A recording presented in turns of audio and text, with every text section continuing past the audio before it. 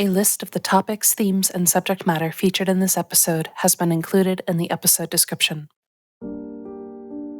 Hi, I'm Kenny, the DM for Fables of Frost and Fur, and I am joined by my cast. Kaylee. Matt.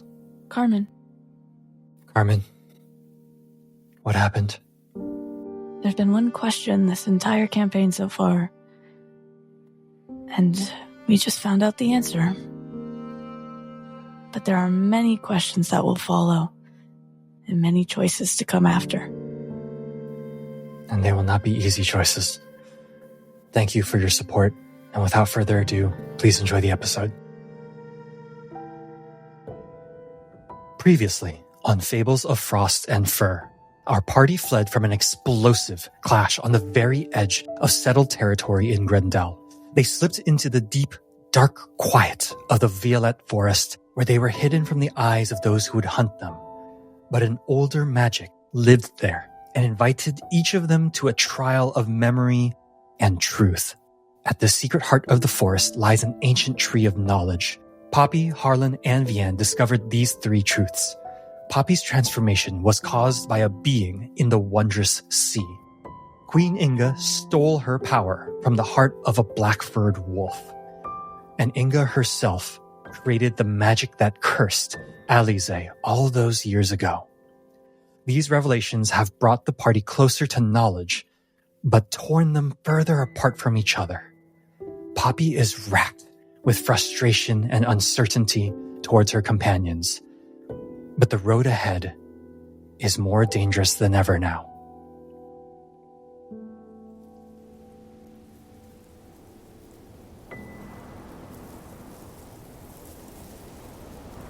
Sunlight streams through the delicate leaves of the V forest. The ancient tree has released Harlan, Poppy, and Vianne miles and miles south of the Violette Forest into a part of the woods that is seldom traveled. And for good reason.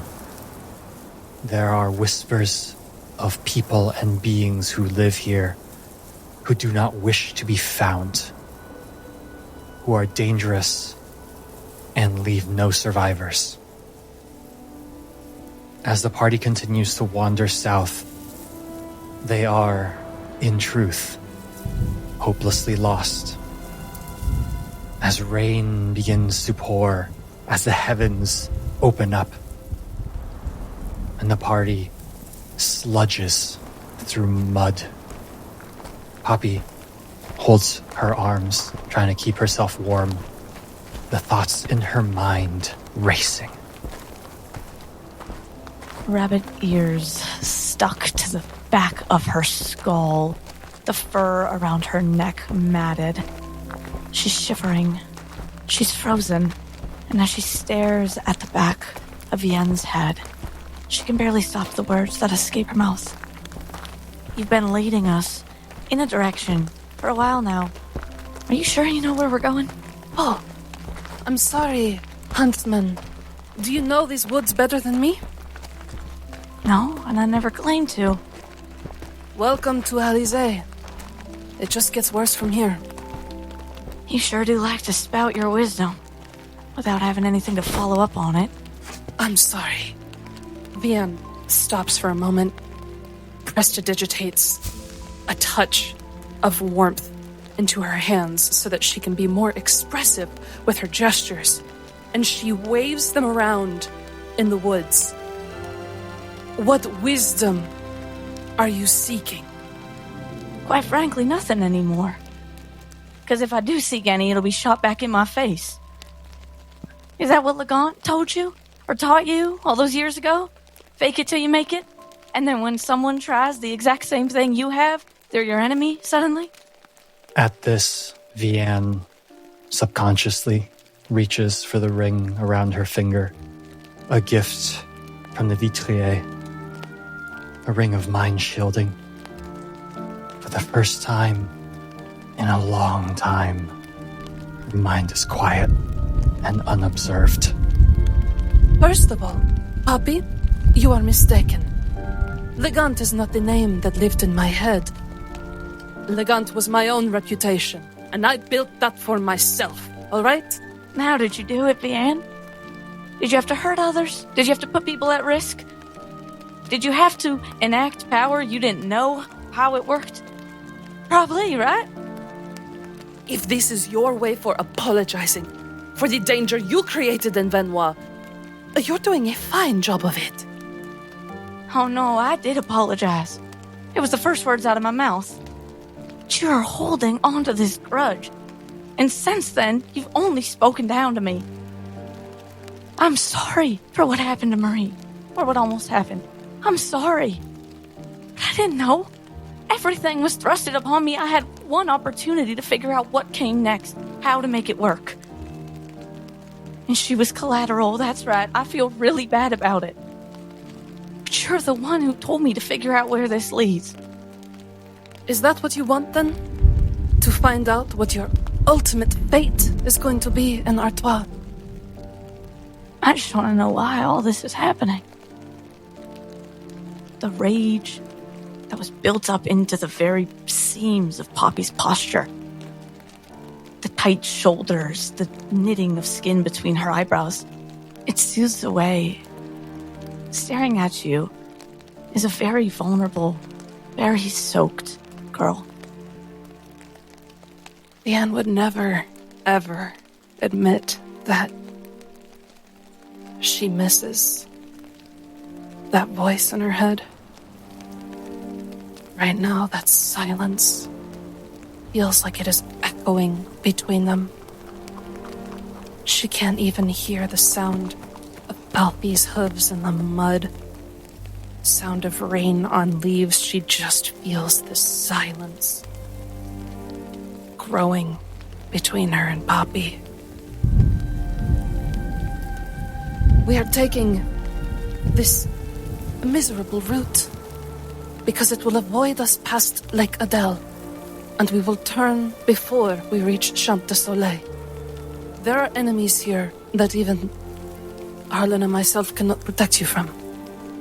And so despite the sheer misery of this situation, I will help you find that source of your fate. Whatever your power brings you towards. Whatever choice you want to make. It's this way, by the way. Is that what this is? Are you afraid of the choice I'm going to make? Of course I am. Poppy, a legend has said that you are bound to erase the curse. And I did not want to believe it was a curse until we saw the truth for ourselves spilling out from a tree of knowledge. All my people, all my heritage is a curse, Poppy. And you are here to undo it. And I am here to usher you towards it. I never said that's what I wanted to do. And even if it was a curse, your heritage is still real. I don't have anything left of my heritage, except for my father's ears and my mother's eyes. You would erase that even too. No. I'm tired of people making choices for me. And assuming what I'll do and how I'll react.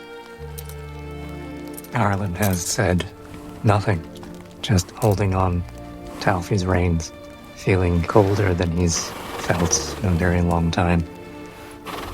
He doesn't know what to say. All his little wise saws, it all seems useless now. He's not sure he can make anything better. The three of you trudge along miserably until you come to a little clearing. The rain lets up just a bit, and as you slow down and make your way to the center, you spot an odd tree in the middle. It seems out of place. I want each of you to give me a nature check. That is a 21 for Vian. 18. And an 11 for Harlan. As you approach this odd tree, Vian and Poppy knows this is not natural. And as Harlan takes another step forward, springing from the tree is a little creature holding branches as clubs as it screeches and flails out and attacks Harlan. The small wooden creature lashes out with both weapons with an intense fury, aiming directly at Harlan. The first attack misses him narrowly as his reflexes immediately cause him to duck underneath the first blow. But the creature was ready, and it takes its second club and it strikes from below, hitting him square in the chin. Harlan takes 36 points of damage. Oh. Distracted by the cold and the rain and his own thoughts, he is unprepared. This blow brings him to his knees. I am down to 8 hit points. Roll for initiative. Ooh. Vian's at 17. Harlan is at 6. Poppy's initiative is a 23. I would like to use the alert feature to switch Poppy and Harlan's initiative. Harlan and Poppy's initiatives are switched. Harlan, it is your turn. Right. He is going to try to call frost into his blades. An action that over the years he has grown used to, and where the power of frost would come so easily. He feels something is off. Harlan, make a Constitution saving throw. Oh no. That is a 17.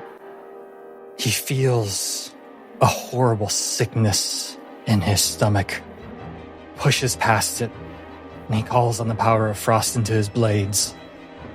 And he casts Divine Favor and attacks. A 21 to hit. 21 hits, roll for damage. That is only 8 points of damage. As the power of frost starts at the hilt of his blade and coats it all the way up to the tip, Harlan takes his on-guard stance and lunges at the creature. But as he does so, he finds that the nausea affects his aim just ever so slightly, and he misses his mark dead center by just a little bit, and it grazes off this wooden creature just a hair as the creature stumbles back a bit but shrugs it off. Grunting, pulling himself together, he goes for another lunge with his small sword. That is a 23 to hit. A 23 hits, roll for damage. 10 damage. As he recovers into his on-guard stance once more, quicker than you can see, he lunges once more, and this time it lands its mark. He thrusts his blade through the creature, and he yanks it free. The creature screeches in pain, clearly taken aback. Even as bloodied as he is determined to keep himself between this creature and the others. He stands his ground. Alfie, seeing Harlan struck almost to the ground, charges in, and with a furious whinny, attacks the creature with his hooves. A 21 to hit. It hits, roll for damage. 8 damage. As the hooves meet the creature's face, it takes the full brunt of it, but you can see that its legs sprout thick roots that root it to the ground and prevent it from being knocked back as it just eerily places its head back and stares at Alfie. Alfie, keeping his gaze on the creature, backs slightly and nuzzles Harlan tenderly. A rush of elemental cold goes into him, healing him for... Oh my god, that is 2 ones on the dice. Oh. Healing him for 4 hit points. Gosh. As this sweet, frosty mist hits Harlan. He can feel a bit of life return to him, but once again noticing that it is unusually cold. It is Vianne's turn. Harlan, you fool, get away from the thing. Gods, are you all right? And she's going to start with a bonus action, summoning the power of telekinesis to push the creature away from Harlan to create a bit of space for him to disengage. As it moves through the air, it needs to make a DC 15 strength saving throw. It rolls a 23. The resistance that she feels back on her mage hand is startling. She whistles to the bird with many eyes flying in the trees. Exshindo! And then she casts, not once, but twice, Eldritch Blast. The first one to hit is a 23. The second to hit is only a 12. The first hits. Roll for damage. Basta. It's only 6 points of force damage. Vianne finds herself just overwhelmed at the surprise of it and the startling of seeing Harlan on his knees, taking that damage to his face. She is overwhelmed. She backs up into the woods behind them all. It is now the creature's turn. And the creature stares at Alfie and it stares at Harlan and decides to stay the course. It raises its clubs and it attacks once more. That is a 20 and a 9. Harlan easily dodges the first attack and is just a little too slow. He can't call on his speed the way he should be able to. And the second one finds its mark. Harlan takes 17 points of force damage. Kneeling on the ground, keeps his sword pointing towards the creature, even as his vision blacks out. Harlan! Damn it! It is Poppy's turn. There is a cold fury in Poppy as she stares at Harlan, doing the most predictable thing he could have done, standing in between all bad things and her. And as she watches Alfie run up and restore a little bit of energy, she can see that it is not enough. And as that final blow comes and as he falls to his knee, Poppy is already running up beside him. And with a hand to his shoulder, under her breath, she says, "Sanitas," and casts Cure Wounds on him. 16 health points. As the energy appears around the sigil that Poppy has drawn with her fingers before saying the words, you see a green mist form at her fingertips and make their way into Harlan's mouth and his nose, and he breathes in the air of life as he scrambles and gets back up onto his feet. It's Harlan's turn. Harlan pushes Poppy behind him, staring at the creature, nervous, uncertain, but determined. This thing will not touch Poppy. And he lunges. A 14 to hit? A 14 does not hit. His technique is off. His arm is bent as he lunges, and he ends up just harmlessly punching at the creature. And the point of his sword chips off a bit of bark on top of its head and slides harmlessly past. He attacks again. Same attack roll. Furious, he recoups himself, goes back on guard, and lunges once more, but again, his mind is distracted, and his technique is off, and the point bounces harmlessly off of a shoulder once more. He hooks whatever would be that thing's wrist with his dominant arm and brings the poignard in. 15.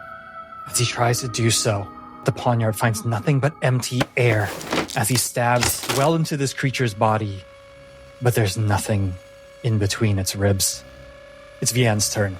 You old fool, damn it. All right. It's strong, but is it smart?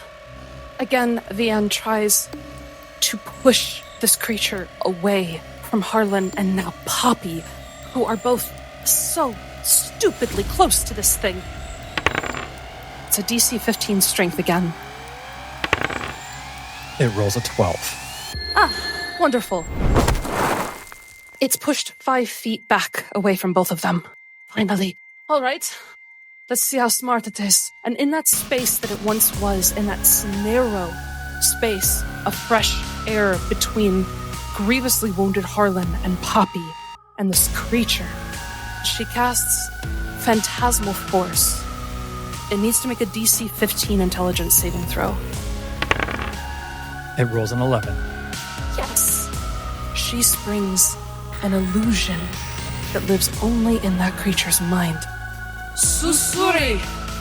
It takes 6 points of psychic damage as it sees a wall of fire springing from the mud of this dank forest floor and obscuring its vision towards Harlan and Poppy.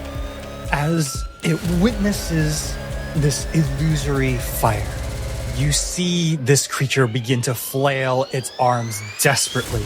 And from atop what would be its head, you see it start to fracture. The wood cracks apart as it flails around until finally it erupts in its entirety into wood chips that fly out and strike the three of you harmlessly. Harlan, you damn fool. You can't just stab your way out of all of your problems. Gods. Alfie brings his neck under Harlan's shoulder and lifts him up. Hey, pal. Poppy is not in this conversation at all. Her head is swiveling in every direction, and her eyes are keen as she looks for anything similar that may still be out there. She sees something troubling. Far into the woods, unmoving, non-threatening, figures with antlers and glowing yellow eyes, staring as they slowly begin to fade into the distance. As her head cocks, following their figures, she holds a hand up to Uncle Harlan and repeats something that he has said many a time to her. It's not the time right now. I think we're being watched. There's not much that has intelligence in this forest, but there are some that do. What do you see, Poppy? I'm not sure. Intelligent or not, they were human-formed and had antlers. Ole Hag's bitch. We need to get Harlan somewhere he can rest this off. Don't make any threatening moves. Okay. In the meantime, Uncle Harlan, pat him on the shoulder, this time with a light squeeze, and she will, once again, sanitas, and cure wounds him, just to make sure that he gets wherever we're going, okay? For 11 hit points. You did good. I didn't do anything. What happened out there, Harlan? What do you mean? Haven't seen you take one on the chin like that. Well, I guess it surprised me. Is something interrupting your connection? Well, I wasn't sure, but yes, it seems so. Since when? Since the tree? Not entirely sure. Don't worry. Don't worry. That's a tall ask. Let's keep moving. The three of you and Alfie continue to trudge along, eyes alert and weary of whatever lurks in the forest. Eventually, night falls, and as you set up camp, you feel unease. As everyone prepares around a little huddle, Poppy is doing something Harlan would recognize Cyril has done many a time in the woods of Ardenau. In a 20-foot circle around their camp, she is putting alarm up. Despite his condition, Harlan smiles a little at this. That's wise, Poppy. Can you tell if we're still being tracked? I haven't felt anything or seen those very creepy eyes yet, so... We should not have a fire tonight. No. Poppy kicks at the wet leaves on the ground. Not sure we'd be able to anyways. That's a problem, Uncle Harlan. We're here now. We're not moving anywhere. We need to talk about what's happening with you. I don't entirely understand it. Is there a way to? If your guys come after us, and we can't even have you, on the same power level as them. If they catch up to us, When? well, I might be able to take one. Any more than that. I've been doing this a long time, but they've been doing it much longer. And if they find us, well, that's why we're still moving south. South doesn't matter if we can't make it out of this forest. Sometimes you just gotta put one foot in front of the other. As the three of you settle in for the night, you find sleep does not come easy.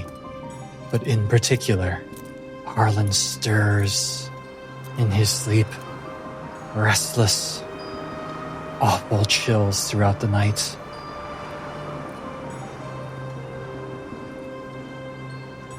Morning arrives. Vianne and Poppy take long rests, but Harlan does not. Harlan, give me a DC 10 Constitution saving throw.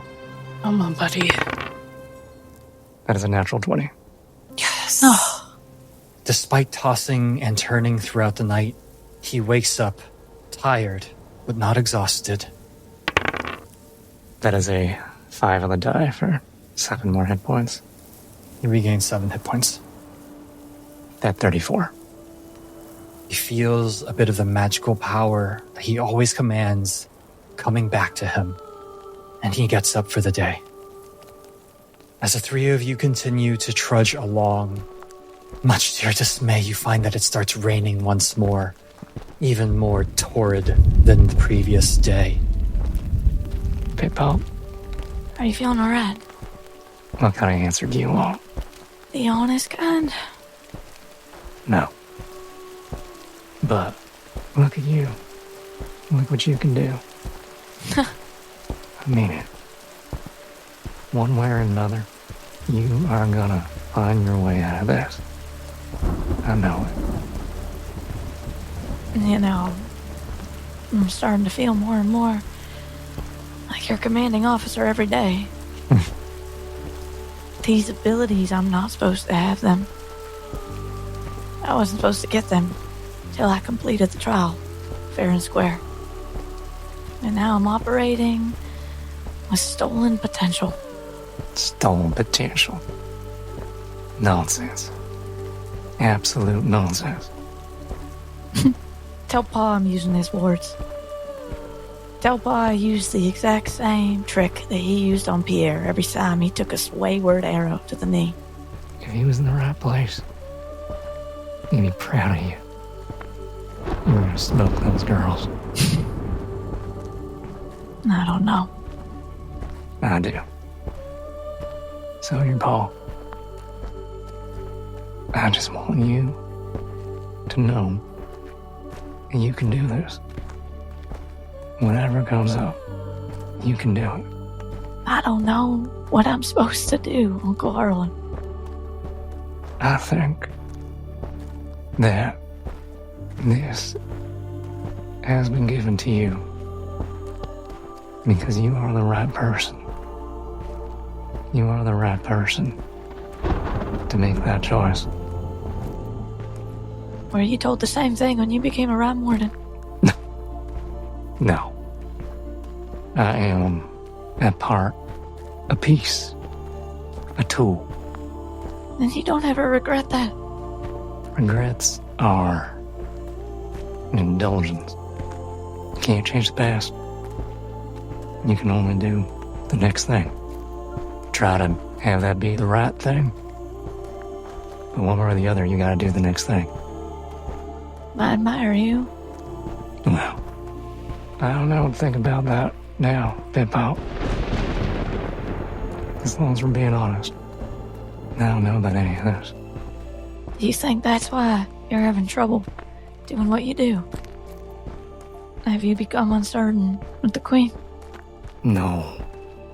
I made that choice the moment we left Arden. No, there's something deeper happening here. I don't completely understand it. I asked the tree for a way forward. I saw the vision, And I did not understand what I was supposed to do next. Maybe that's not for me to know. Vianne's been trudging ahead through the muck with Alfie. She knows that those two are engaged in a private conversation, and she hollers back at them. Careful about whispering too many secrets in these woods. It will keep them. And as they make their way through the section of the woods, they reach what seems to be the remnants of an old path leading uphill. But standing atop the hill is a massive, massive creature of earth and clay and wood. And it bellows out to them, full of rage. And it charges.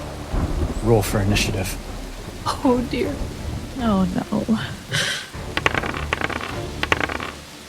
Almost unsurprised by the chaos and violence that exists in these very woods, Poppy is ready for something. And she rolled a natural 20 plus 8 for a 28. Wow. +8. And this time, I'm not switching with Uncle Harlan. Vianne, who had just been looking over her shoulder to admonish the others, feels this creature's footsteps rumbling through the earth, and as she turns back to look at it, she is stunned. It is a natural 1 on the die. Her initiative is a 4. Harlan is a little more aware, but still feeling sluggish. That is a 13. As the creature surges forward, a low, rumbling growl can be heard as it thunders its way down the hill. It's Poppy's turn. Poppy doesn't even think. Behind the creature, a small portal opens. She hunter's marks it and pulls out 2 new pistols. For 16 to hit. 16 does not hit. Oh, that's not good news. Her offhand is a 12 plus 8 for a dirty 20. That hits. So that's a 2, but then with hunter's mark, additional d6. Another 2. 4 damage. The first shot she fires misses wide. She knows how to use revolvers, but it's been a while. In her left hand, though, when she fires that shot off, it finds its mark. And it does so by following where the little spider webs line and indicating glowing mark where she should fire. But she finds the creature's earth body to be too strong, too tough. The creature does not acknowledge the shot that was fired, and it rushes towards Vianne and Alfie. And it raises its massive arms, and you can see what appear to be the bottom of tree trunks attached to this moving clay and earth creature. And it rumbles, and it roars, and it slams down, once on Vianne and once on Alfie.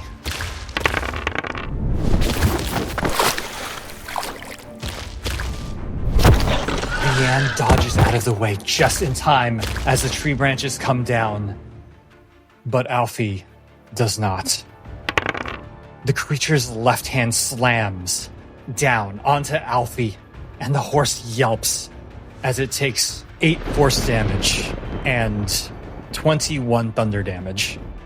Alfie must make a DC 14 strength saving throw or he is knocked prone. There's no point. Alfie's gone. As you hear a snap, Alfie's back breaks. The monster basically breaks the horse in half. No. It crumples to the ground, looks back towards Harlan, and lays his head down.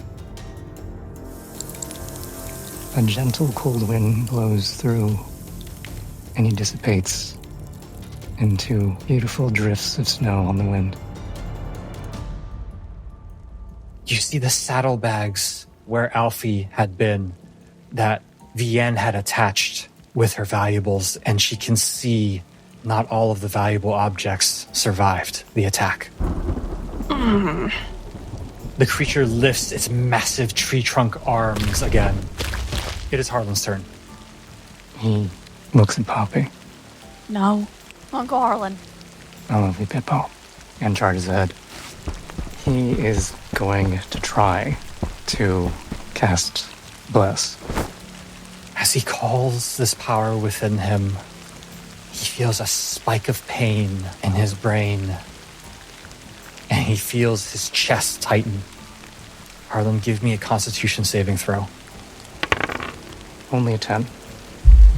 As he calls on this power, the pain in his chest tightens and tightens until it crumples him. And he falls briefly to one knee before standing up. The magic tries to form, but nothing happens. Harlan loses his action, but does not lose a spell slot. The DC for that saving throw was 15. And he lost it by 5 and adds a point of exhaustion. All right. It's a -4 to everything. Oh. It is Vian's turn. Vian watches as Alfie snaps beside her. She sees Harlan grow weary and weak behind her, and above her, this beast, this impassionate fury. She calls upon some protective energy. No, Noxa! And she tries to wield some amount of protection around herself as she is standing beneath its feet. But it's too close. It's too close to hit with magic. She will try, and she casts Eldritch Blast at disadvantage twice. The first one is a 15, and the second one is a 14 to hit. Does not hit. As she lifts her hand to cast Eldritch Blast from each hand, she finds that it just harmlessly bounces off this creature of stone and clay as it turns its head towards her. She's trapped. She's trapped underneath this thing. Could they get this far and it ends like this? She looks back towards Poppy. Run! Run, damn it! It is Poppy's turn. As Vian is screaming at her to run, Poppy's attention flickers, and the portal that is behind this giant monster begins to flicker as well, until her concentration is snapped, and she runs up behind Uncle Harlan and switches her mode of protection to him. Tutela, she says under her breath, and casts protection from good and evil on him. A bright blue light emits, and a mist weaves around Harlan's body as it seeps into the seams of his clothes, and he glows with a faint blue light. Using the rest of her doubled movement due to her hairkin agility, Poppy is going to run to the other side of the creature and try to distract it away from her companions. Poppy's distraction works as the monster turns around, and as it does so, it whips both arms at her. She ducks deftly under the first one as it slams into the nearby cliffside. But the second one finds its mark, and Poppy takes 14 force damage. It is Harlan's turn. Poppy! Harlan screams as he sees her run to try to protect him, and he runs straight into it and attacks. 16? 16 does not hit, as Harlan tries to lash out with his small sword, but he's sluggish, he's exhausted, he's tired, and he just doesn't hit his mark. The blade bounces harmlessly off of the creature's legs. Seeing that, Harlan takes his poniard and pivots from his hips, putting his whole body weight behind his stab in an attempt to pierce the thing's tough exterior. It's 21. 21 hits. With all of his might, he stabs into the creature's leg. He tries to summon his frost into this attack. As he tries to do so, he can feel his hand shake. Little pin pricks of pain go up his arm. Give me a Constitution saving throw. It's 13. The DC was 15. Don't lose the attack, but you don't do the smite. Roll for damage. 8 damage. as you start to try and channel the power of frost into your offhand, a bit of it comes out and it harms the creature. You see little cracks appear in the clay around its leg as it yelps in pain. But it's not enough, and the spell does fail. Harlan doesn't lose the spell slot. It is the end's turn. Everyone is quartered so tightly around this creature. Its massive legs, like tree trunks, are moving with so much speed that Vian can barely reach beneath it into the saddlebags. And she screams. The gem that she needs for her most powerful spell has cracked. The tears within it have leaked out. She feels powerless. I bet you think this is funny, don't you? She looks at this creature. We'll see who's laughing next, huh? Material. It needs to make a wisdom DC 15 or be afflicted with hideous laughter. It rolls an 11. You see a warping in the air as they reach the creature. And as they do so, you start to see it shudder and make terrible, awful, laughing noise. Vian scoops up as much of the valuables as she can with the mage hand and drags Harlan with her to the remainder of their movement past this creature. Poppy, we need to run. We need to run. He's not going to survive this. You two go, I'll hold it off. You can't, Poppy. What do you think you are? I'm faster than both of you. So just get a head start, will you? Poppy, run now. It is Poppy's turn.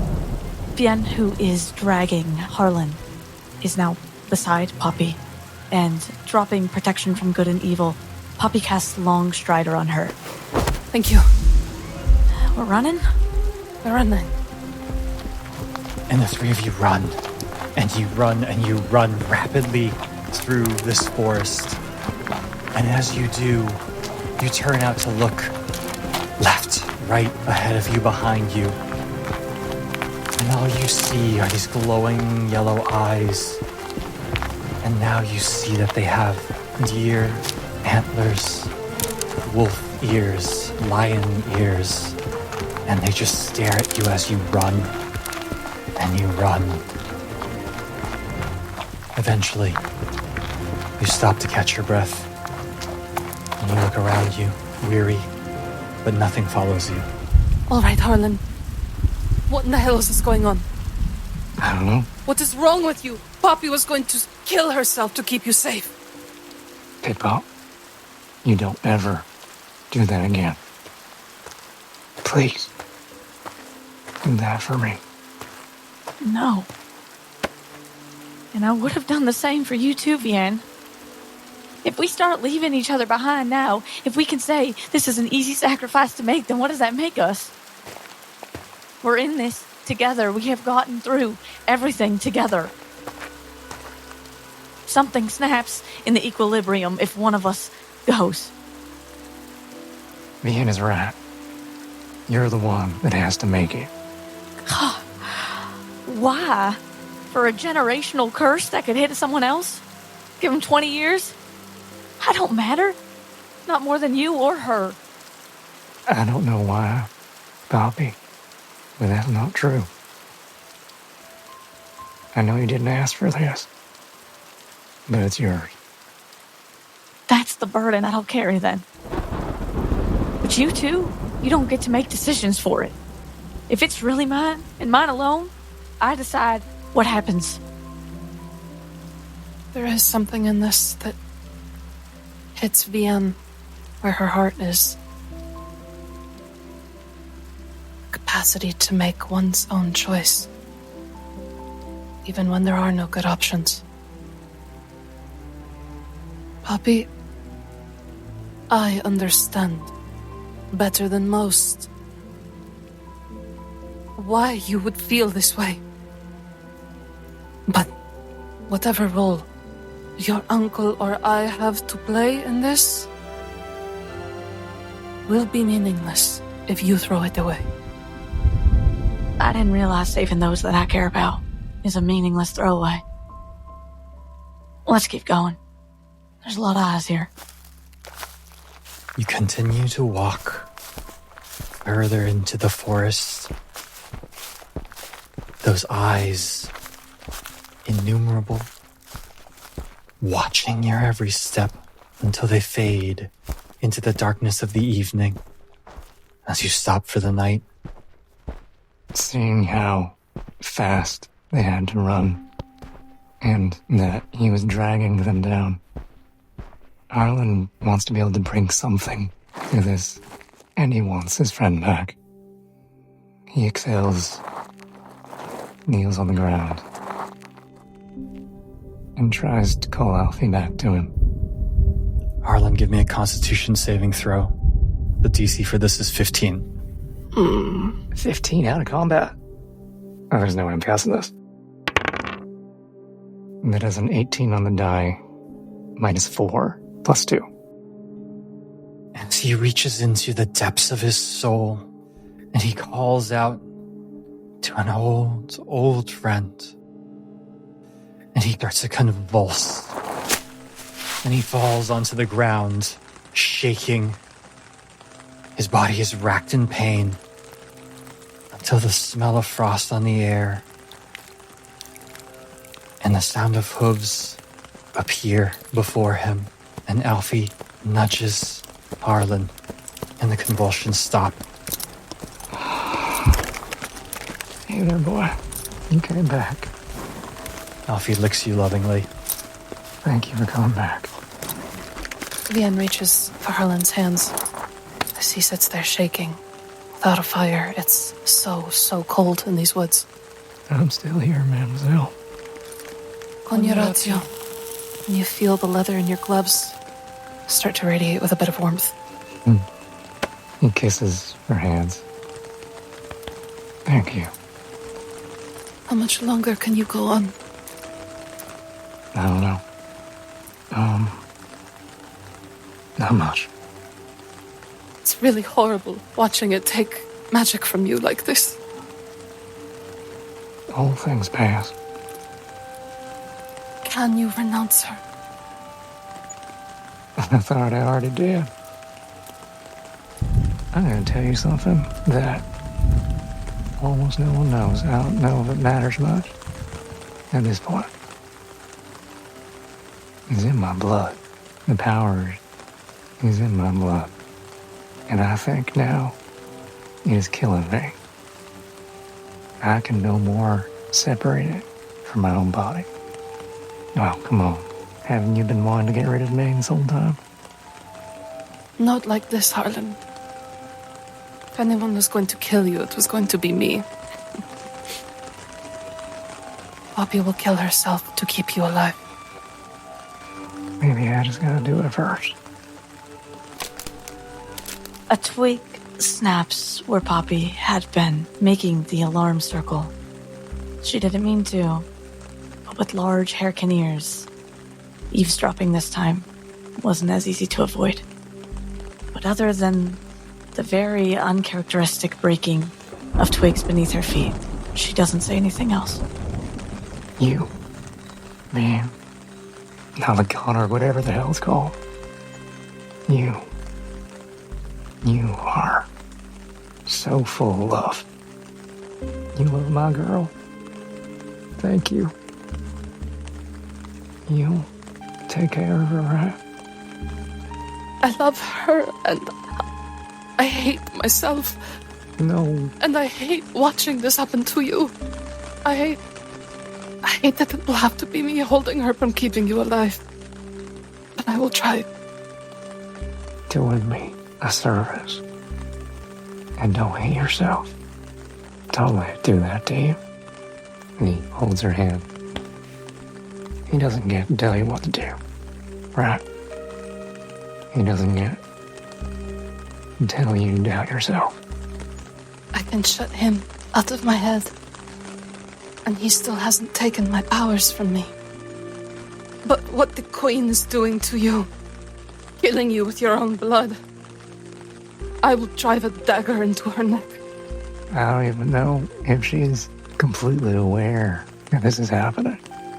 It's just my blood reacting. It's like being upset at the sunset. Then I will rage at the sunset, Harlan. No, save that. Save that for her. You should get some rest. Yeah. You were amazing today. You saved us all. As the three of you settle down for the night, cold, tired, you begin to drift off just a bit. But every time you do, something wakes you up. A loud crack of twigs, the throwing of a stone. Whatever it is in these woods does not let any of you sleep. The morning comes, and none of you have taken a long rest. Poppy and Vianne, give me a Constitution saving throw. The DC is 10. Harlan, the DC is 15. Vianne rolled an 18. That is a 17 on the die, minus 4, plus 2 for 15. Poppy rolled a 6. Poppy takes 1 point of exhaustion, but the three of you are able to make short rests.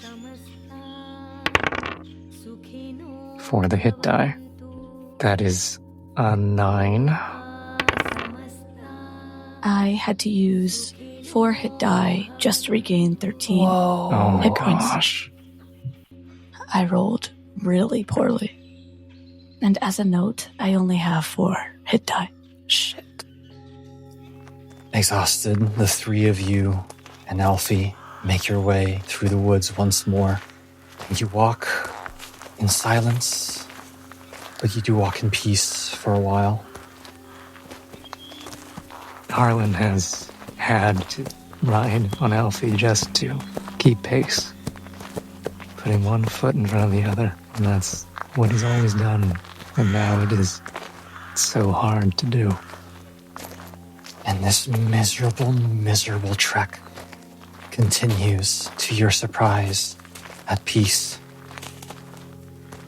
Vianne tries to recall the legends that her people told of this forest. It was too far away for any of them to have gone themselves, but word must have gotten back.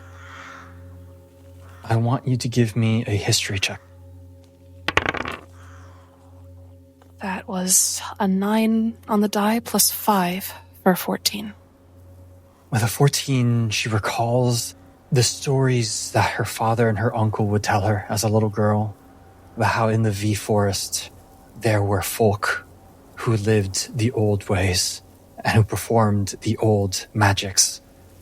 The ones from the start of the Great Fracture, and who have continued that tradition for centuries.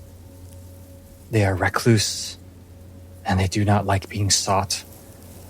And anyone who ventures into the wrong part of that forest is never heard of again. She knows that they themselves are not warriors, that there are fearsome things that are called down in their stead. But to what extent and how powerful they can be, she does not know. Poppy, have you seen any more of those eyes following us today? Poppy takes a look around the forest. Her very bleary and tired eyes searching.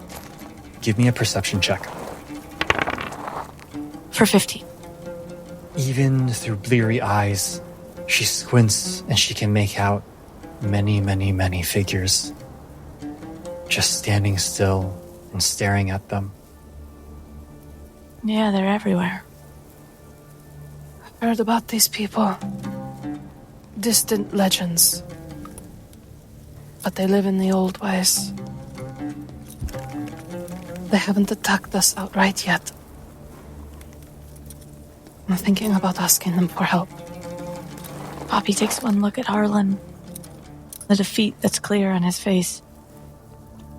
Well, I don't see us getting out of here anytime soon on our own. Harlan, Yeah. Poppy, I can't see them. Can you point one out to me? Poppy will hold out a hand, and rather than point them out, she will lead Vian. As she takes several steps forward and gazes out into the darkness, she waits for a moment, and then two, until finally a figure emerges from the trees. She is adorned in various furs and leathers. She is dark of skin, and she has deer ears, long and furry, to the side of her head, and on top of it, a set of antlers, delicate but beautiful, red eyes facing towards the two of you as she steps forward and waits for you to speak. Vian takes Poppy's hand, squeezes it tightly. Poppy, I am so sorry. You're right that I've been a hypocrite. But now I'm going to be brave for you. We need to get your uncle well, don't we? Thank you, Vian. Vian looks out to this creature. Beautiful. Powerful.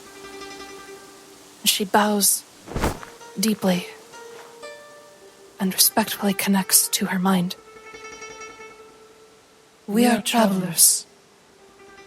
We would like to exchange gifts. If you will aid us. Ian peers up and peeks at the woman, her sharp features on her face framed by dark black curly hair as she tilts her head in curiosity, and then turns to Poppy and points. You mocked one of our creatures. I would have you do it again to me, little rabbit. Her voice shakes. There's trepidation in her words, a desperation and excitement. There is genuine confusion and alarm on Poppy's face as she takes a step back, her hand jerking against Vian's that's still holding it. I did what? Your mark. The mark of the hunter. Cast it on me, please. And as she says this, a dozen more figures appear from the woods, some of them deerkin like her, others bearkin, others harekin. And their faces are much, much harsher. Their hands at their weapons. Please, please do it. Poppy casts a glance towards Vian. There's a question in her eyes. This is your choice. You can save your uncle at whatever cost this may be. Then there is no cost too high.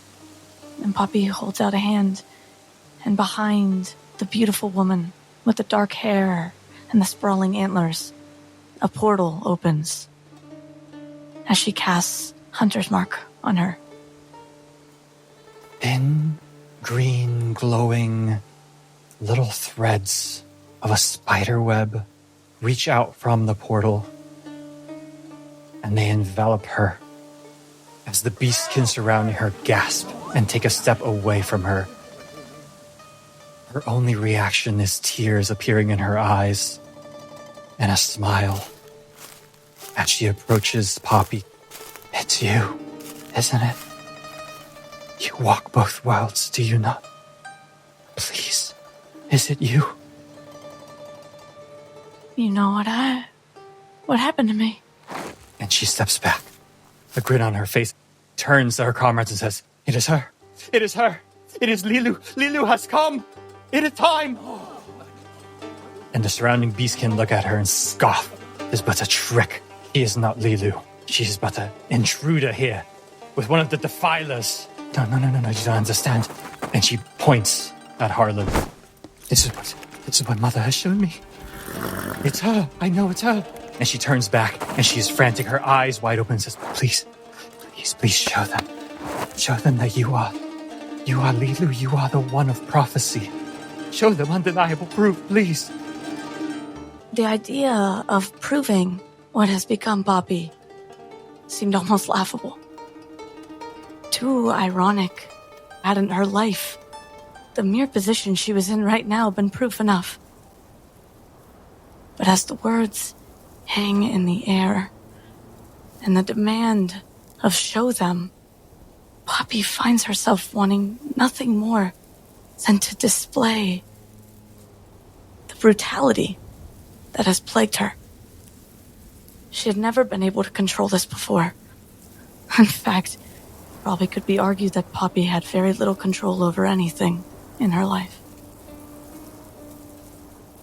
But as she stands there and steels herself, there is no panic.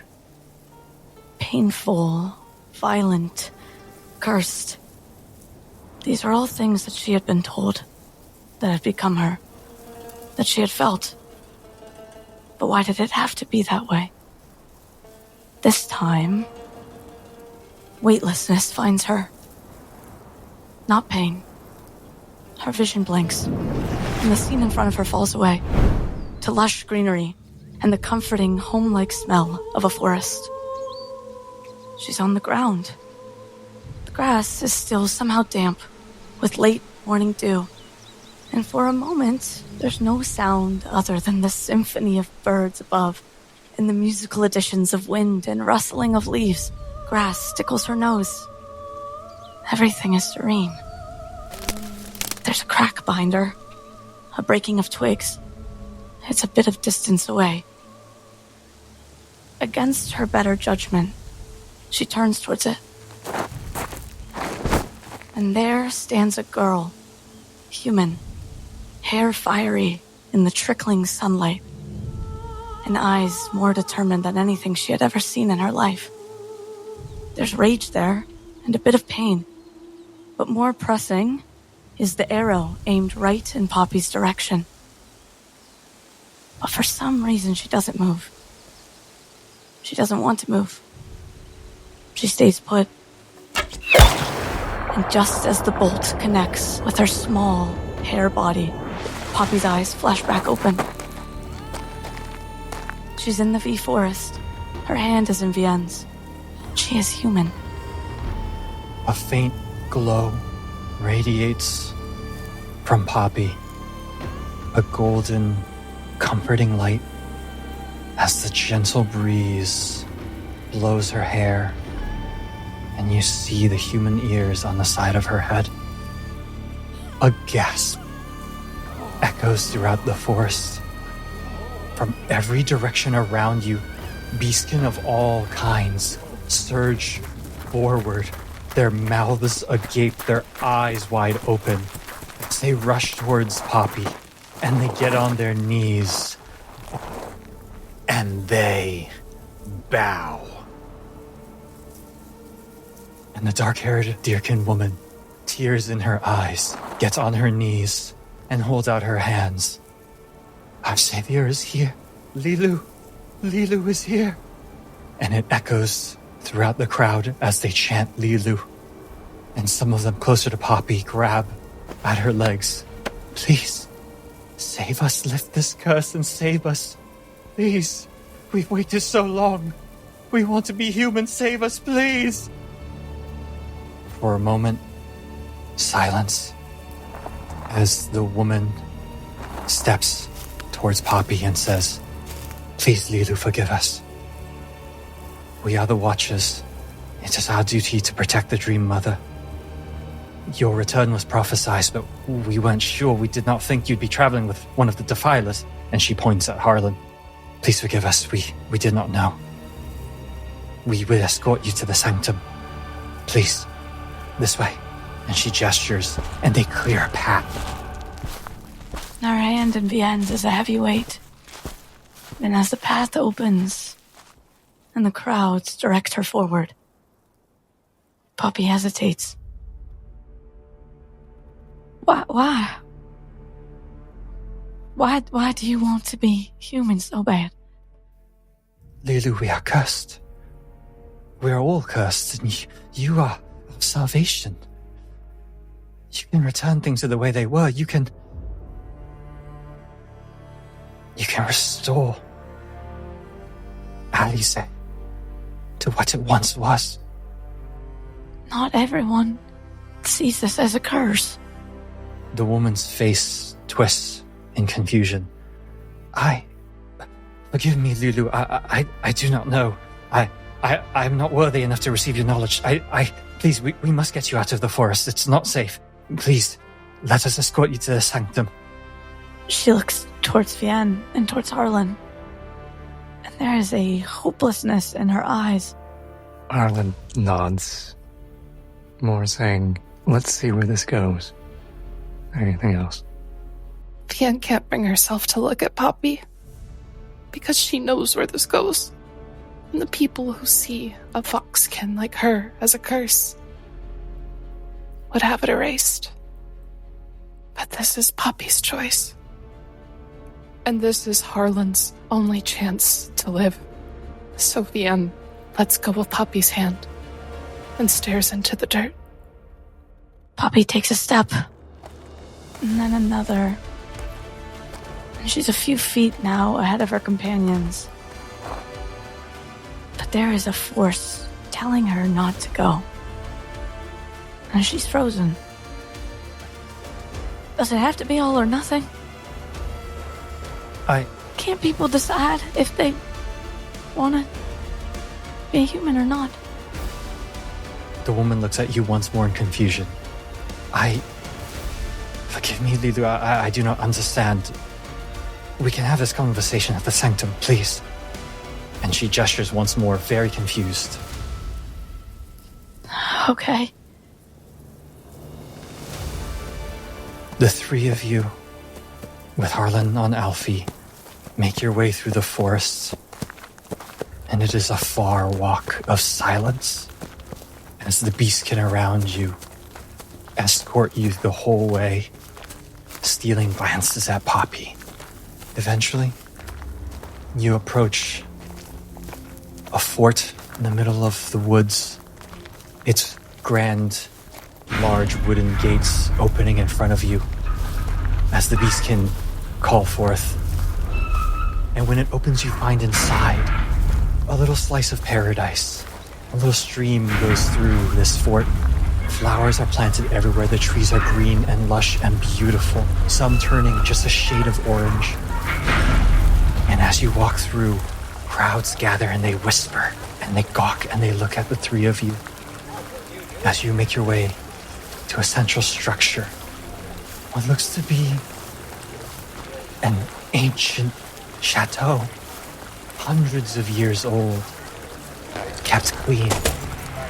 And as they usher you into this home, you reach a vestibule where the woman with curly black hair turns to you and says, Lilu, I am known as the Dream Speaker. Through these doors is the Dream Mother. I sense that you do not know your role in the prophecy. Am I correct? That's correct, yeah. At this, she waves off the other beastkin around, and they nod and leave you.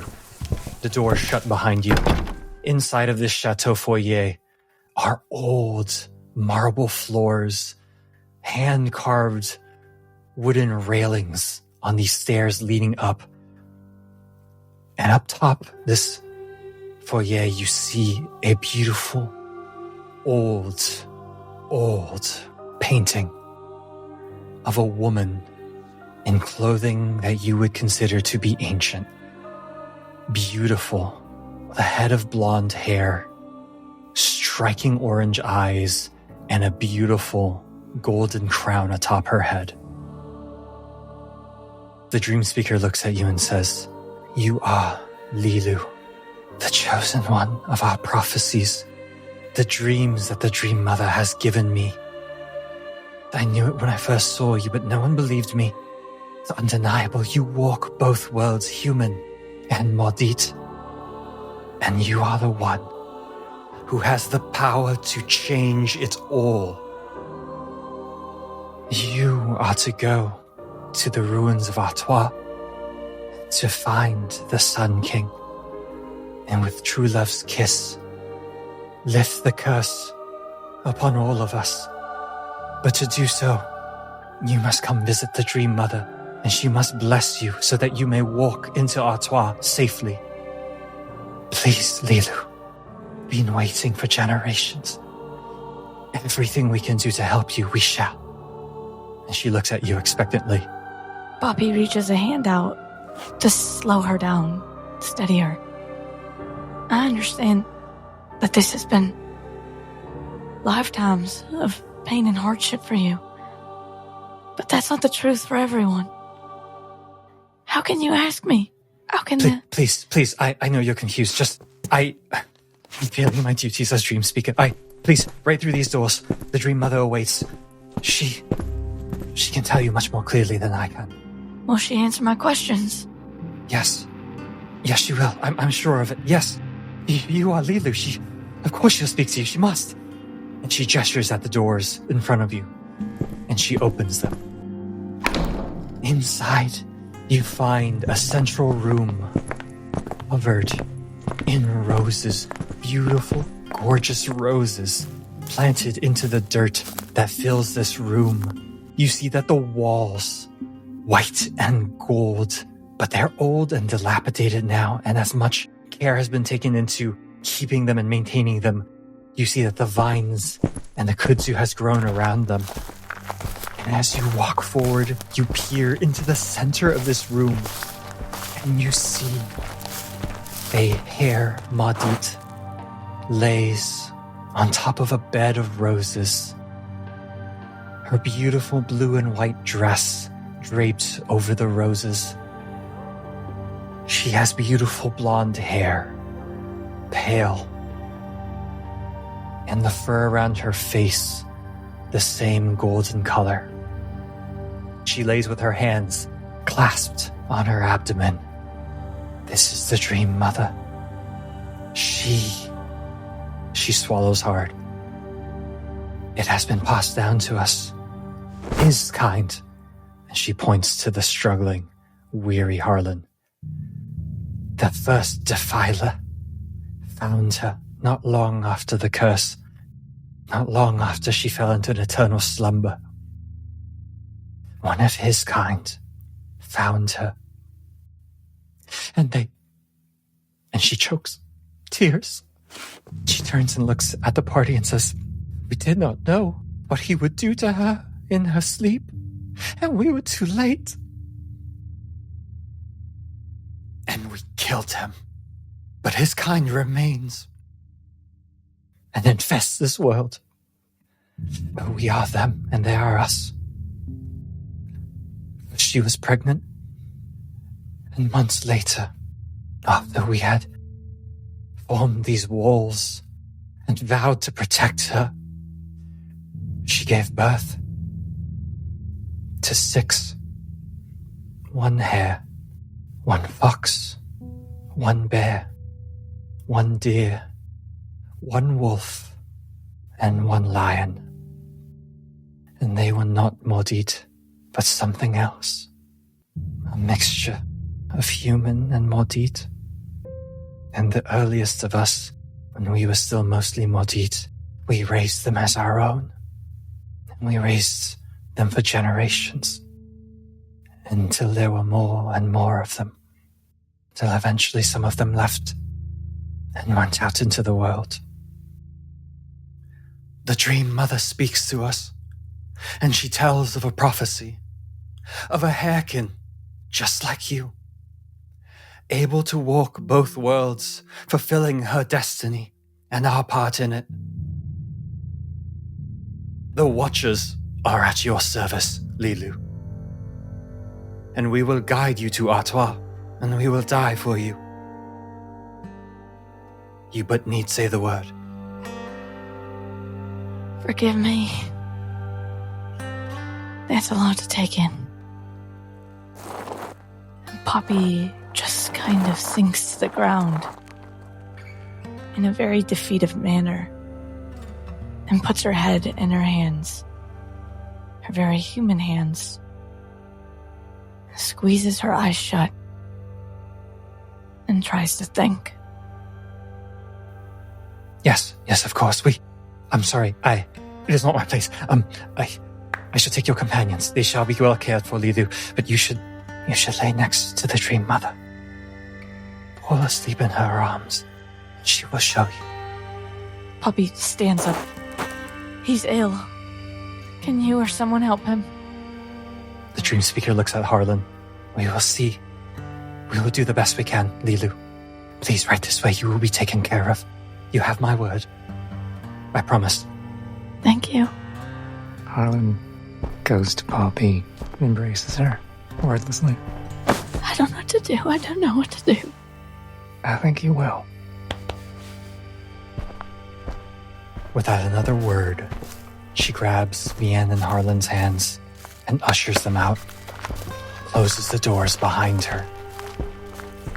It takes Poppy a moment to recompose herself. As she watches them go, there are tears streaming down her face, and her stomach is turning and turning into balls of knots that feel like stones weighing her down. But after a moment, she walks over to the Dream Mother, and as respectfully and carefully as she can, she lies down beside her.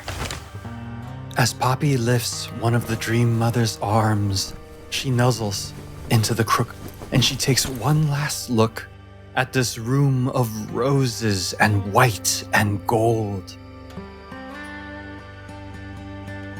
And she closes her eyes and drifts to sleep.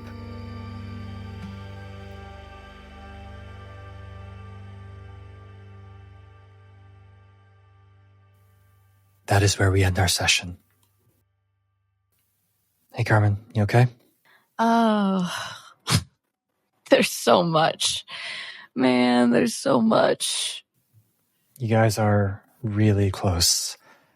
There's only one thing left before you have everything you need. That feels impossible because I have about 1,000 more questions now than I did before. I should specify, you have one more thing before you are really unleashed into this world. I only have one more thing to show you, and then from then on, guys, it's entirely your choice what the outcome of this story is. It's Poppy's choice. That's not true. Mm-mm. Mm-mm. We honestly don't know, right? We still don't know. I imagine we're going to find out a bit more. Yeah. But they all seem to think it's your choice. They want it to be her choice. Well, they want her to do what they think you've prophesized to do. Yeah. Right. Right. Which is different from her choosing, because that wasn't in the prophecy at all. Yeah. I don't think free will is part of that. Yeah. That's very confusion for them. It's like, what do you mean you don't want to just like come in and just go, absolutely, that is what I am here for. Your savior has arrived at your service. God. Matt, didn't I tell you Bunny Jesus? And y'all laughed at me. You literally did. But not like this. No. Not like this? Not no, like like this. What were you expecting? Come on, you guys know me enough now. What were you expecting? I mean, I honestly expected Poppy to be one of many in the current time. Okay. I expected there to be like a foxkin human hair, a foxkin, a bearkin human, like one of each.